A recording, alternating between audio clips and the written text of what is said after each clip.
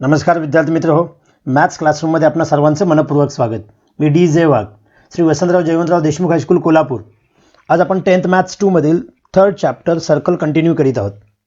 या व्हिडिओमध्ये problem set 3 मधील काही एक्झाम्पल्स पाहणार आहोत. आपण यापूर्वी या सर्कल चॅप्टरवर 7 पार्ट बनवलेले आहेत जे प्रॅक्टिस सेटवर डिपेंड आहेत.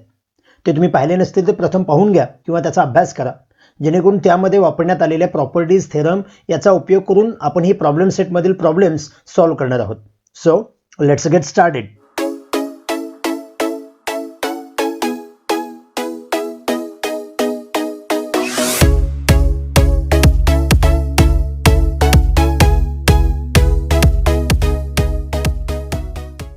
ओके स्टुडंट्स, ॲट फर्स्ट एक सिंपल ॲक्टिव्हिटी टाईप प्रूफ घेतलेलं आहे. इथं क्वेश्चन काय सांगितलंय पहा. In figure chord EF parallel chord GH. ही कॉर्ड EF जी आहे ती GH ला पॅरलल आहे.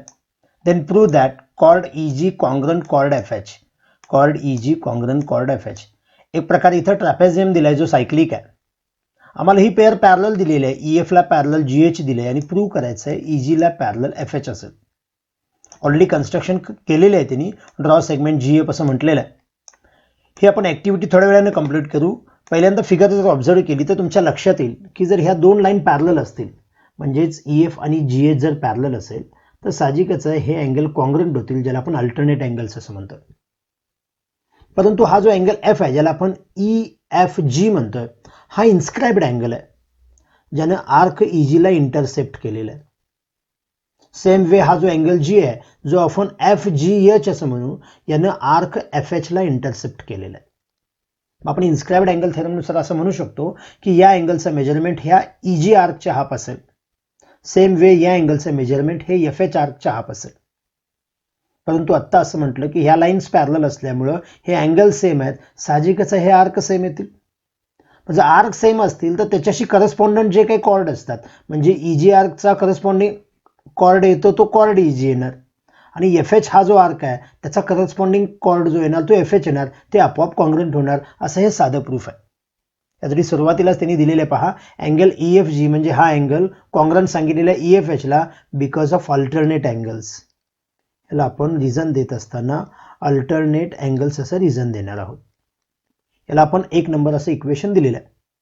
सेम वे आता हा जो F अँगल आहे म्हणजेच EFG आहे, जो इन्स्क्राइब्ड अँगल आहे ज्यानं EG ला इंटरसेप्ट केला आहे, म्हणजे तो हाफ असेल. EFG हा जो अँगल आहे it is half of major of arc EG, म्हणजे EG आर्कच्या तो हाफ असेल because of inscribed angle theorem. मग जसा F हा EGच्या हाफ आहे, त्याच पद्धतीने G म्हणजेच अँगल FGH हा जो आहे तो सुद्धा हाफ असेल. कोणाच्या? मेजरमेंट ऑफ आर्क, त्याच्या समोर त्याने इंटरसेप्ट केलेला आर्क म्हणजे FHच्या हाफ असेल. आता हे अँगल सेम, हा याच्या हाफ, हा याच्या हाफ. मग आता हे इक्वेशन 1, 2, 3 चा जर विचार केला तर हे दोन अँगल म्हणजे त्याच्या लेफ्ट साइड आहेत. हे अँगल सेम आहेत म्हणजे लेफ्ट साइड सेम आहे, म्हणजे राईट हँड साइड सेम असेल, म्हणजे हाफ ऑफ EG आणि हाफ ऑफ FH सेम आहे. म्हणजेच मेजर ऑफ आर्क EG हे कुणाला येईल? मेजर ऑफ आर्क FH ला इक्वल येईल. म्हणून इथं आपण असं म्हणू शकतो मेजर ऑफ आर्क FH. आता जेव्हा आर्क इक्वल मेजरमेंटचे असतात तेव्हा त्याचे करस्पॉन्डिंग कॉर्ड आपोआप कॉन्ग्रंट होतात. म्हणजेच आपण इथं म्हणू शकतो कॉर्ड EG जो आहे तो कॉन्ग्रंट होईल कॉर्ड FH ला because of these are corresponding chords.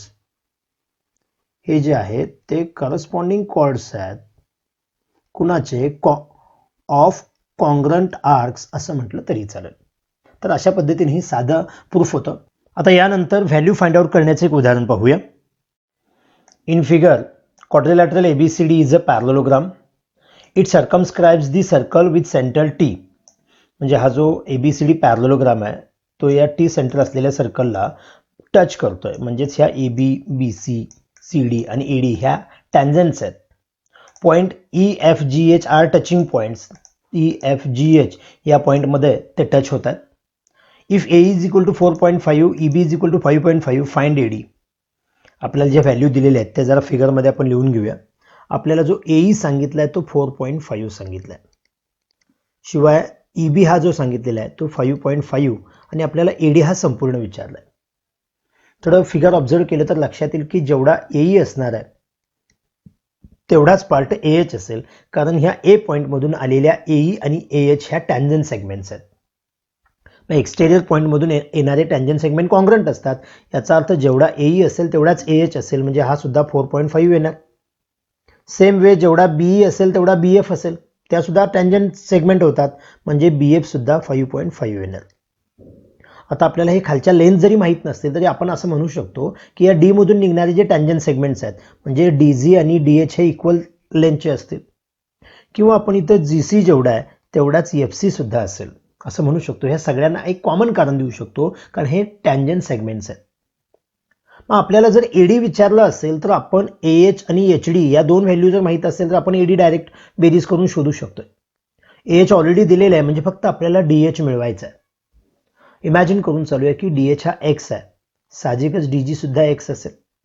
आता हा पॅरलोग्राम दिलाय म्हणजे अपोजिट साइड्स इक्वल असतात, ती प्रॉपर्टी आपल्याला इथे वापरावी लागेल. त्यासाठी आपण एक काम करू, हा सीजी सुद्धा कन्सिडर करू. सपोज हा वाय असेल तर साहजिकच आहे सीएफ सुद्धा वाय होईल. त्यामुळे आता आपल्याला हे बाहेरचे जे टँजंट सेगमेंट दिसतात ते एकतर एक्स वायच्या टर्म्समध्ये किंवा ॲक्च्युअल व्हॅल्यूमध्ये माहीत झालेले आहेत. मग त्या व्हॅल्यू लिहू आणि नंतर आपण पॅरलोग्रामची प्रॉपर्टी वापरू, जेणेकरून आपल्याला एक्सची व्हॅल्यू मिळेल. आणि एकदा का एक्सची व्हॅल्यू मिळाली की आपण एडीची व्हॅल्यू फाइंड आउट करू शकतो. यासाठी पहिल्यांदा प्रेझेंटेशन करत असताना हे जे टँजंट्स आहेत ते लिहूया. इन फिगर किंवा असं म्हणू in circle with centre T, in circle with centre T, ह्या line A B B C C D आणि ईडी ह्या टँजंट्स आहेत. Line A B comma line B C, line C D and line A D are tangents. मग या टँजंट्स असल्यामुळं ते tangent segments असतात ते कॉन्ग्रंट असतात. देअरफॉर आपण इथं असं म्हणू शकतो, जेवढा एई असेल तेवढाच एएच असेल. सेम वे बीई जेवढा आहे तेवढा बीएफ असेल, किंवा सी पासून निघणारा सीजी असेल म्हणजे सीएफ असणार आहे, आणि डी पासून निघणारा डीजी असेल किंवा डीएच असेल. हे सगळे कॉन्ग्रंट टँजंट सेगमेंट असतील, म्हणजे टँजंट सेगमेंटच्या ह्या पेयर्स कॉन्ग्रंट असतील. ह्याला आपण कारण देत असताना टँजंट सेगमेंट थेरम असं आपण कारण देणार आहोत. टँजंट सेगमेंट थेरम म्हणजे प्रत्येक पेयरमधले ते सेगमेंट जे आहेत ते कॉन्ग्रंट आहेत या नियमाच्या आधारे. आपल्याला एई एच दिलेलेच आहे, दॅट इज मीन्स आपण म्हणूया, पुन्हा व्हॅल्यू लिहून टाकूया आपण. एई जी आहे व्हॅल्यू ती 4.5 आहे, त्यामुळे साहजिकच आहे एएच सुद्धा 4.5 असेल. याला युनिट दिलं नसेल तर आपण युनिट म्हणू. सेम वे जो बीई आहे तो त्यांनी दिलेला आहे 5.5, त्यामुळे बीएफ सुद्धा जो होणार आहे हे दोन्ही सेगमेंट होतील ते 5.5 युनिट होतील. आणि आता आपण हे जे एक्स आणि वाय कन्सिडर करणार आहे त्यासाठी आपण इथे लेट म्हणूया. लेट हा जो डीजी असेल तोच डीएच एवढा असेल, तो एक्स युनिट आहे असं कन्सिडर करू. आणि सी पासून निघालेला हा जो सीजी आहे अँड म्हणतो इथं, आणि हा सीएफ जो आहे तो आपण वाय युनिट आहे असं कन्सिडर करू. म्हणजे इथं आत्ता फक्त आपण ह्या टँजंट्स आहेत त्यामुळे कॉन्ग्रंट टँजंट सेगमेंटनुसार ते पेयर्स इक्वल दाखवले आणि त्याच्या ज्या व्हॅल्यू लिहिता येतात त्या लिहिलेल्या आहेत. आपलं फायनल टार्गेट आहे एडीची व्हॅल्यू फाइंड आउट करणं. त्यासाठी आपल्याला याच्या पॅरलोग्रामच्या अपोजिट साइड्स इक्वल दाखवायला हव्यात. नाव quadrilateral ABCD is a parallelogram.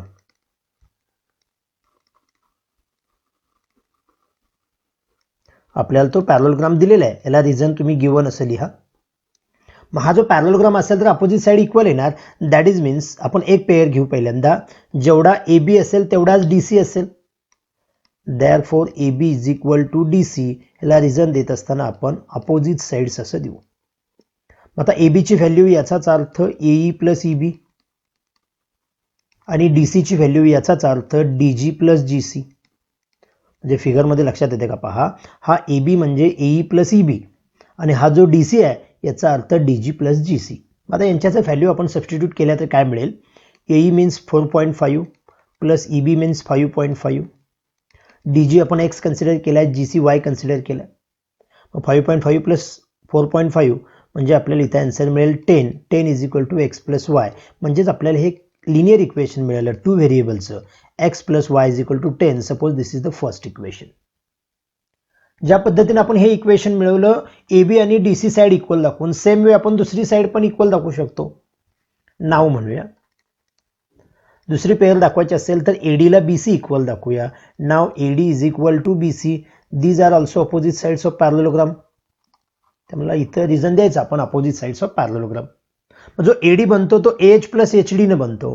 म्हणजेच AH आणि HD याची सम केली की ED बनतो आणि जो BC बनतो तो BF प्लस FC ने बनतो. म्हणून इथं ते सेगमेंट लिहिलेले आहेत.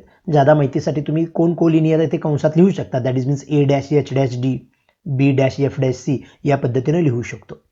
आता आपल्याला AH ची व्हॅल्यू जी दिलेली आहे ती 4.5 आहे. HD X आपण कन्सिडर केलेला आहे.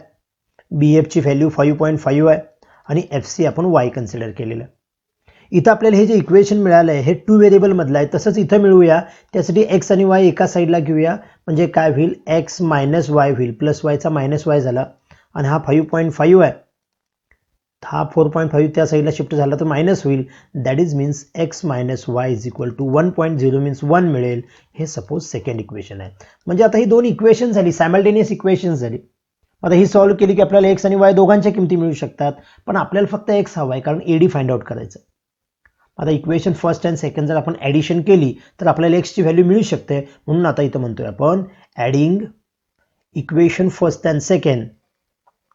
आपण ही दोन इक्वेशन जर ॲड केली तरी काय मिळेल पहा. X प्लस Y ची व्हॅल्यू 10 दिलेली आहे.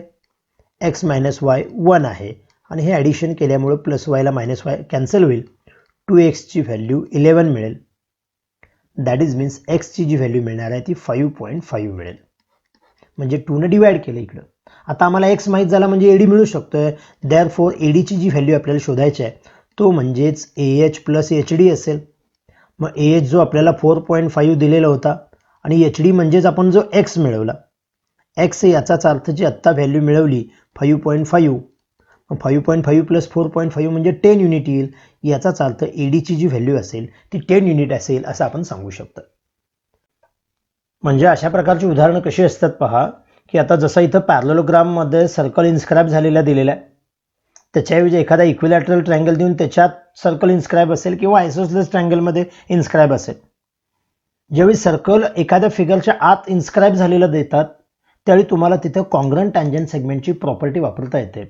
ज्याच्या आधारे तुम्ही ते उदाहरण सोडवू शकता. मग ज्याच्या व्हॅल्यू माहीत आहेत त्या लिहायच्या आणि ज्या माहीत नाही तिथं XYZ या पद्धतीने आपण व्हॅल्यू कन्सिडर करायच्या आणि आपल्याला आपोआप इक्वेशन मिळत जातात. त्याच्या आधारे आपण XYZच्या व्हॅल्यू मिळवू शकतो.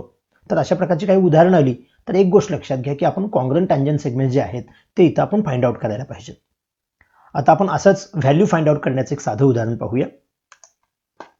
In figure O is the centre of a circle chord PQ congruent chord RS.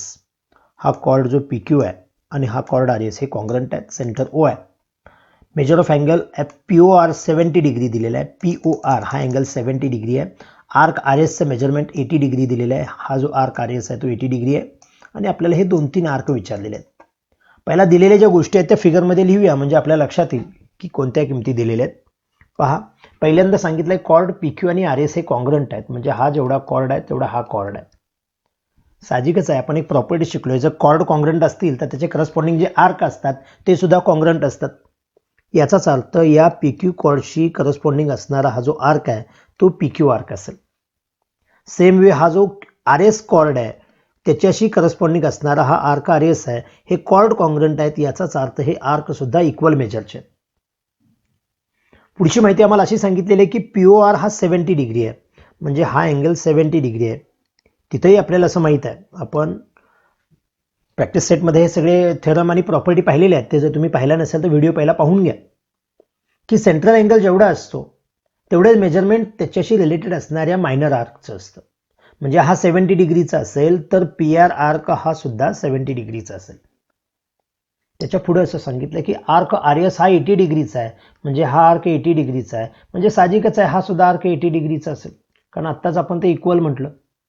म्हणजे ह्या सर्कलमध्ये जे मायनर 3 आर्क होते, PQ असेल, PR असेल, RS असेल, 3 मिळाले. आपण याच्या आधारे चौथा सुद्धा मिळवू शकतो कारण संपूर्ण सर्कलचं जे मेजरमेंट असतं ते 360 डिग्री असतं. म्हणजे त्याचा विचार केला तर आपण QS सुद्धा मिळवू शकतो. मग आता आपल्याला विचारलंय काय काय पहा. पहिला पार्ट विचारलेला आहे आर्क PRचं मेजरमेंट किती असेल. PR जे आता 70 डिग्री आपण फाइंड आउट केलं. सेकंड विचारलेलं आहे QSचं मेजरमेंट किती असेल, जे आपण इथं सगळ्यांची बेरीज 360 दाखवून प्रूव्ह करू शकतो, फाइंड आउट करू शकतो. आणि फायनली विचारलेलं आहे मेजर ऑफ आर्क QSR किती असेल. QSR म्हणजे QS आणि SR ची सम केली की आपल्याला QSR मिळू शकतो. फक्त याचं प्रेझेंटेशन कसं करायचं ते पाहूया. पहिल्यांदा आपण जी सुरुवात करणार आहोत हे कॉर्ड कॉन्ग्रंट दिल्यामुळे आर्क कॉन्ग्रंट असतात ते सांगायला हवं. म्हणून आपण इथे लिहिणार आहोत in circle with centre O.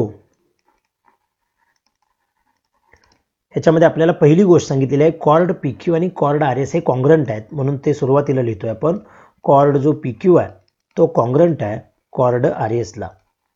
जेव्हा कॉर्ड कॉन्ग्रंट असतात तेव्हा त्याचे आर्क कॉन्ग्रंट असतात. दॅट इज मीन्स आर्क जो PQ असेल तो कॉन्ग्रंट असेल आर्क RS ला, because these are corresponding arcs. ह्याला कारण आपण करस्पॉन्डिंग आर्क्स असं देणार आहोत. परंतु आपल्याला RSचं मेजरमेंट दिलेलं आहे 80 डिग्री, त्यामुळे साहजिकच आहे PQचं सुद्धा मेजरमेंट 80 डिग्री असणार आहे. आपण ते एवढ्यासाठी काढायचं की आपल्याला ते पुढे उपयोगी येणार आहे. बट मेजर ऑफ आर्क जो RS दिलेला आहे तो 80 डिग्री सांगितला आहे.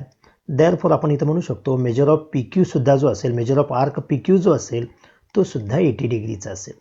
म्हणजे हा 80 डिग्री दिलेला होता त्याच्यावरून आपण आता हा 80 डिग्री मिळवला. आता आपल्याला हा जो सेंट्रल अँगल दिलेला आहे त्याच्या एवढा हा आर्क असणार आहे ते लिहायला पाहिजे. नाव मेजर ऑफ आर्क किंवा आपण दिलेला अँगल लिहूया. नाव मेजर ऑफ अँगल POR जो आहे तो 70 डिग्री आहे, कारण ते क्वेश्चनमध्ये दिलेली इन्फॉर्मेशन आहे म्हणून याला गिवन म्हणू. देअरफॉर मेजर ऑफ आर्क जो PR असेल त्याच्याशी करस्पॉन्डिंग मायनर आर्क जो असेल तो सुद्धा मेजर ऑफ आर्क POR एवढा असणार आहे, म्हणजेच तो सुद्धा 70 डिग्री असेल. इथं reason measure of minor arc म्हटलं चालेल किंवा डायरेक्ट सेंट्रल अँगलचं मेजरमेंट म्हटलं तरी चालेल. म्हणून हा 70 डिग्री मिळवला. म्हणजे आता आपल्याला आर्क PR मिळाला. आता आपल्याला आर्क QS मिळवायचं आहे. त्यासाठी ह्या सगळ्या मायनर आर्कची जी सम आहे ती 180 येते हे दाखवायला हवं. म्हणून म्हणतोय नाव सगळे आर्क लिहायचे. Major of arc PQ plus measure of arc PR plus measure of arc RS plus measure of arc QS. ह्या सगळ्या आर्कची जी सम येणार आहे ती 360 येईल. Sum of circle, angular measurement of circle म्हटलं तरी चालेल, म्हणजे सर्कलचं जे मेजर असतं ते 360 डिग्री असणार आहे. आता आपल्याला ज्या ज्या व्हॅल्यू दिल्या ते आपण इथं सबस्टिट्यूट करूया. PQची व्हॅल्यू 80 डिग्री दिलेली आहे म्हणजे आपण शोधलेली आहे. PRची व्हॅल्यू आपल्याला 70 मिळालेली आहे. RSची व्हॅल्यू 80 मिळालेली आहे आणि आपल्याला फक्त राहिलेला आहे तो म्हणजे मेजर ऑफ आर्क QS राहिला आहे इज इक्वल टू 360. ह्या तिघांची जर आपण सम केली तर काय होईल पहा. 230 plus measure of arc QS is equal to 360 होईल. म्हणजेच QS फाइंड आउट करायचं असेल तर 230 त्या साईडला शिफ्ट करूया. देअरफॉर मेजर ऑफ आर्क जो QS मिळेल तो म्हणजेच 360 मायनस 230 होईल.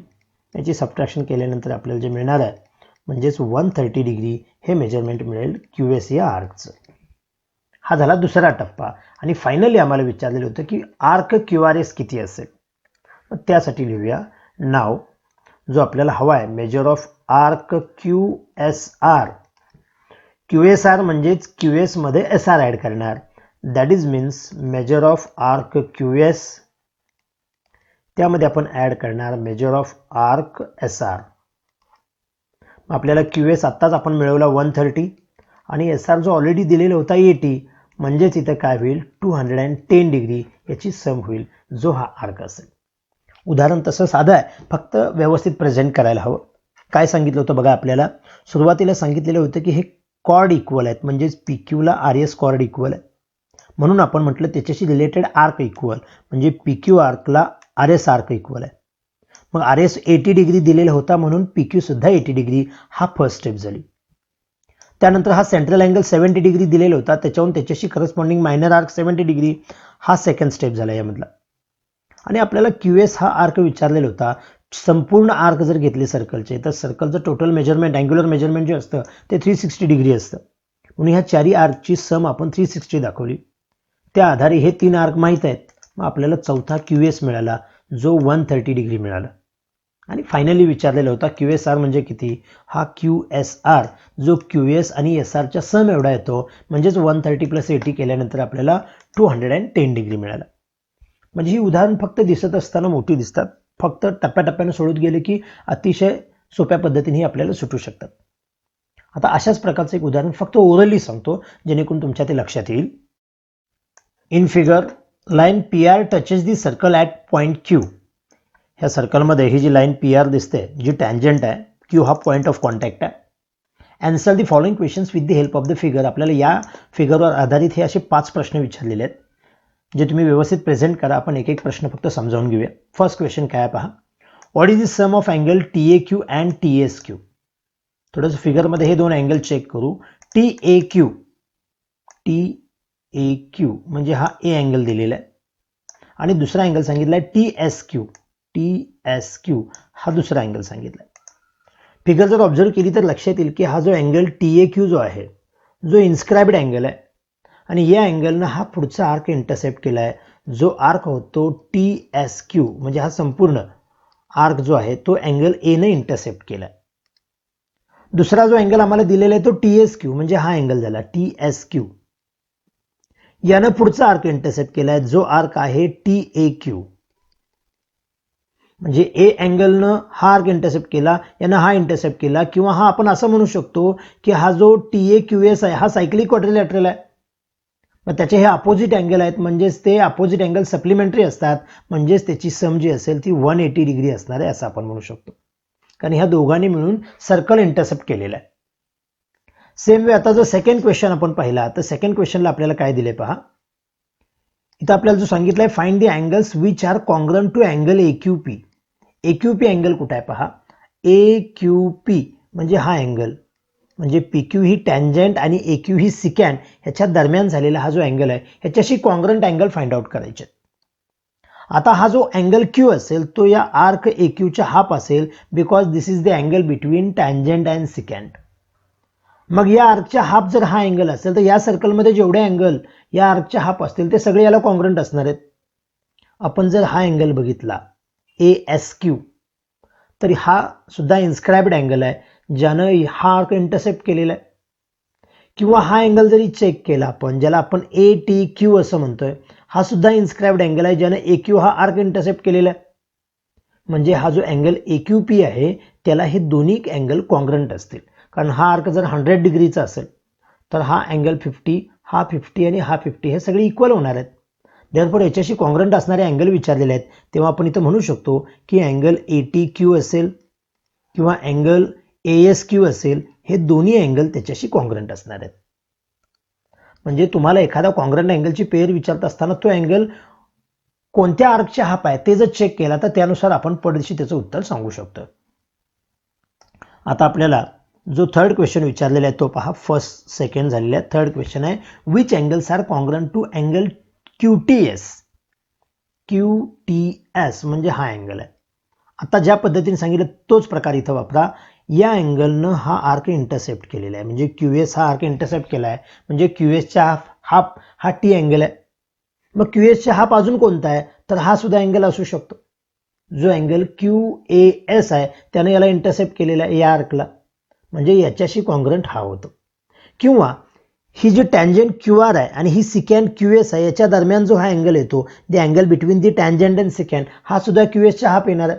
म्हणजे याच्या उलट बघितलं, मगाशी आपण AQP जो बघितला त्याच्या उलट इकडे पाहतो. म्हणजे हे तिन्ही जे अँगल आता आपण इंडिकेट केलेले आहेत, हे सगळे या तिन्ही अँगलनी QS हा आर्क इंटरसेप्ट केला आहे, म्हणजे QSच्या हाफ आहेत. याचाच अर्थ हा जो अँगल QTS दिलाय त्याला हा QAS आणि SQR हे कॉन्ग्रंट असतील.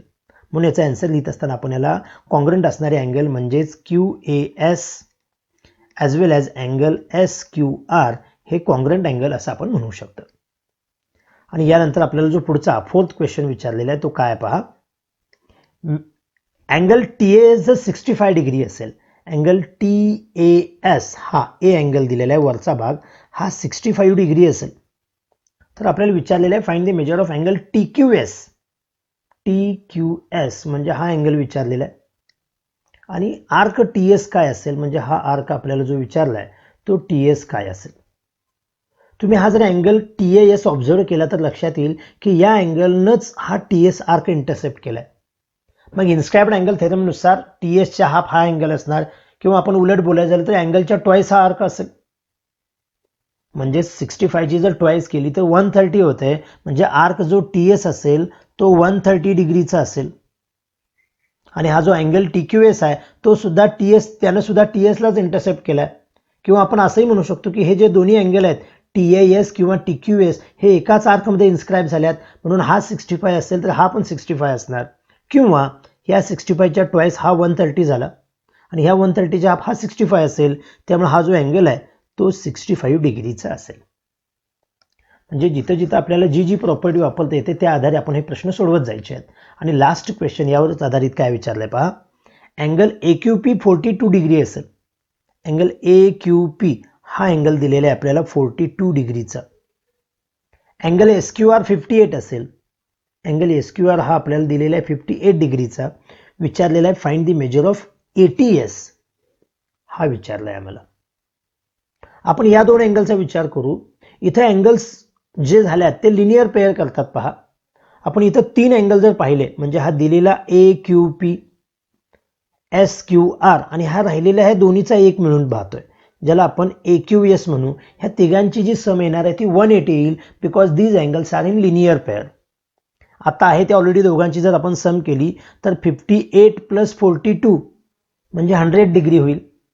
मग तिघांची बेरीज 180 होणार म्हणजे हा 80 डिग्रीचा होणार. म्हणजेच AQS 80 होणार. पण आपल्याला विचारलेला आहे ATS. मग आता हा AQST हा जो क्वाड्रिलॅटरल आहे तो सायक्लिक आहे. याचा अर्थ Q आणि T सप्लिमेंटरी असते. म्हणजेच हा 80 डिग्रीचा असेल तर हा 100 डिग्रीचा असायला पाहिजे. म्हणजेच अँगल ATS जो होतो तो 100 डिग्रीचा होतो. फक्त हे क्वेश्चन पेपरमध्ये आन्सर शीटमध्ये लिहित असताना तुम्ही स्टेप वाईज लिहायचं आहे. म्हणजे पहिला ह्या 42 आणि 58 वरून हा 80 कसा फाइंड आउट केला. त्यासाठी अँगल्स इन लिनियर पेअर दाखवलं म्हणजे तिघांची सम 180 दाखवली. आणि नंतर हे दोघं सायक्लिक क्वाड्रिलॅटरल थेरमनुसार हा प्लस हा हे दोन अँगलची सम 180 दाखवून आपण हा जो ATS अँगल आहे तो 100 डिग्री दाखवायचा आहे. तर या दोन व्हॅल्यू फाइंड आउट करण्याच्या उदाहरणानंतर पुन्हा एक प्रूफ पाहूया. In figure, O is the center of the circle. Segment AB and segment AC are tangent segments. हा सेगमेंट AB असेल, हा AC असेल, tangent segments आहेत. म्हणजेच ही लाईन AB आणि लाईन AC या tangents आहेत. Radius of the circle is R. ही रेडियस OB असेल किंवा OC असेल ती R दिलेली आहे. Also length AB is equal to R. हा tangent segment सुद्धा R दिलेला आहे. Then prove that quadrilateral ABOC हा जो क्वाड्रिलॅटरल आहे इज अ स्क्वेअर. हा स्क्वेअर प्रूव्ह करायचा आहे. आपल्याला या क्वाड्रिलॅटरलच्या ज्या साईड दिलेले आहेत ते आपण पहिल्यांदा जॉईन करून घेऊया. म्हणजे आपण हे OB जॉईन करू. सेम वे OC सुद्धा आपण जॉईन करू. आता आपल्याला हा जो ABOC जो स्क्वेअर प्रूव्ह करायचा आहे त्यासाठी आपल्याला ज्या ज्या बेसिक इन्फॉर्मेशन आपल्याला गिवन इन्फॉर्मेशन पासून मिळवता येतात त्या पहिल्यांदा मिळवूया. आपल्याला सांगितलेलं आहे की AB ची लेंथ R आहे, शिवाय रेडियस पण R आहे. जर OBR असेल तर साहजिकच OR पण Rच आहे, radii of same circle. Same way आपण असंही म्हणू शकतो जेवढा AB आहे तेवढाच AC असणार. टँजंट सेगमेंट थेरम काय सांगतो की टँजंट सेगमेंट हे एक्सटेरियर पॉईंट पासून काढलेले जे टँजंट सेगमेंट असतात ते इक्वल असतात. That is means AB is equal to AC असेल, म्हणून हा सुद्धा R असेल. म्हणजेच सगळ्या साईड सेम झाल्या म्हणजे हा रोम्बस आहे. याशिवाय जर आपल्याला स्क्वेअर प्रूव्ह करायचं असेल तर एखादा अँगल 90 त्यातला दाखवायला पाहिजे. जर AB टँजंट असेल तर OB ही जी रेडियस आहे ती त्या टँजंटला परपेंडिक्युलर असेल because of tangent theorem. Same way इथेही आपण म्हणू शकतो OC सुद्धा परपेंडिक्युलर असेल ACला बिकॉज ऑफ टँजंट थेरम. म्हणजे साईड सगळ्या सेम झाल्या, किमान एक अँगल 90 झाला, म्हणजेच तो जो क्वाड्रिलॅटरल आहे त्याला आपण स्क्वेअर म्हणू शकतो. म्हणून याचं प्रेझेंटेशन करत असताना आपण या ज्या 2-3 प्रॉपर्टी वापरल्या त्या सुरुवातीला लिहायला हव्यात. आता प्रूव्ह करायचं आहे म्हणून आपण टू प्रूव्ह पासून सुरुवात करू. We have to prove quadrilateral ABOC is a square. आता स्क्वेअर मध्ये या साईड येतात त्यामुळे जॉईन म्हणण्याची आवश्यकता नाही, सेपरेट कन्स्ट्रक्शनची गरज नाही आहे. कदाचित तुम्हाला जोडून देतील आणि लिहिलं तरी चालेल. कन्स्ट्रक्शन म्हणून join segment OB and segment OC या पद्धतीने आपण ते कन्स्ट्रक्शन लिहू शकतो. मी इथं डायरेक्ट आता प्रूफ लिहितोय. आपण AB आणि AC का सारखा आहे त्याचं कारण पहिल्यांदा देऊ. In circle with centre O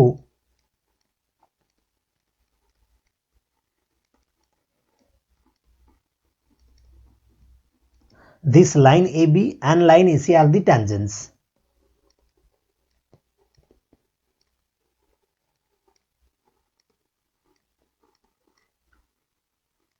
मग त्या टॅन्जंट्स असल्यामुळं ते सेगमेंट कॉन्ग्रंट असणार. Therefore we say that AB is equal to AC. हे सेगमेंट इक्वल होतात because of tangent segment theorem.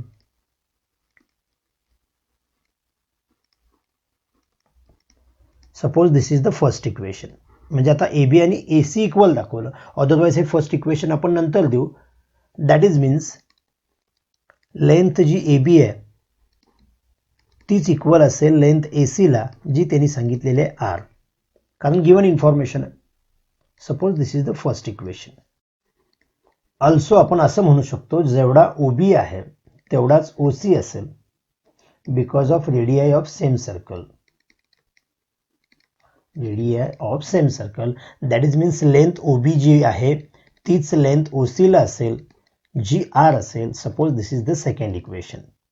म्हणजे फर्स्ट इक्वेशन नुसार AB AC ची व्हॅल्यू R आली. सेकंड इक्वेशन नुसार OB OC ची व्हॅल्यू सुद्धा R आली. That is means from 1 and 2 आपण असं म्हणू शकतो की जेवढा AB आहे तेवढाच AC असेल, तेवढाच OB असेल आणि तो OC एवढा असेल. हे चारही पार्ट इक्वल आले म्हणजेच हा रोम्बस झाला. रोम्बस लिहायची आवश्यकता नाहीये, पण यातला किमान एक 90 असेल तरच तो स्क्वेअर होणार. म्हणून तो 90 प्रूव्ह करायला पाहिजे, म्हणजे दाखवायला पाहिजे. त्यासाठी आपण कोणती टॅन्जंट आहे ते सांगूया. ऑल्सो सेगमेंट जो OB आहे तो परपेंडिक्युलर होईल लाईन AB ला, किंवा दुसराही लिहू शकतो आपण सेगमेंट जो OC आहे तो सुद्धा परपेंडिक्युलर असेल लाईन AC ला. ह्या दोघांना कारण द्यायचं असेल तर आपण टॅन्जंट थेरम देऊ. यापूर्वी आपण हे लाईन AB आणि लाईन AC ह्या टॅन्जंट्स आहेत इथं स्टेटमेंट दिलेलं आहे, त्यामुळे इथं लिहित नाही. नसेल तर इथं तुम्ही वाक्य लिहायला पाहिजे. पूर्वी नसेल तर लाईन AB आणि line AC are the tangents, त्यामुळे ते परपेंडिक्युलर असतील. आता हे दोन 90 आहेत, शिवाय या सगळ्या साईड सेम आहेत. दॅट इज मीन्स आपण असं म्हणू शकतोय हा जो क्वाड्रिलॅटरल ABOC आहे इज अ स्क्वेअर. कारण ज्याच्या सर्व साईड सेम आल्या आणि त्यातले 2 अँगल 90 झाले याचाच अर्थ तो स्क्वेअर आहे असं आपण प्रूव्ह करू शकतो. तर या पद्धतीनं आपण प्रॉब्लेम सेटमधील काही व्हॅल्यू फाइंड आउट करण्याचे एक्झाम्पल्स आणि प्रूफ्स या व्हिडिओमध्ये पाहिलेले आहेत. अजून काही महत्त्वाचे प्रूफ्स आहेत जे आपण पुढील व्हिडिओमध्ये कव्हर करणार आहोत. जर हा व्हिडिओ आवडला असेल तर लाईक करा. इयत्ता 10वीच्या जास्तीत जास्त विद्यार्थ्यांच्यापर्यंत हे व्हिडिओ शेअर करा. चॅनल सबस्क्राईब करायचं राहिलं असेल तर आठवणीने सबस्क्राईब करा. थँक्यू.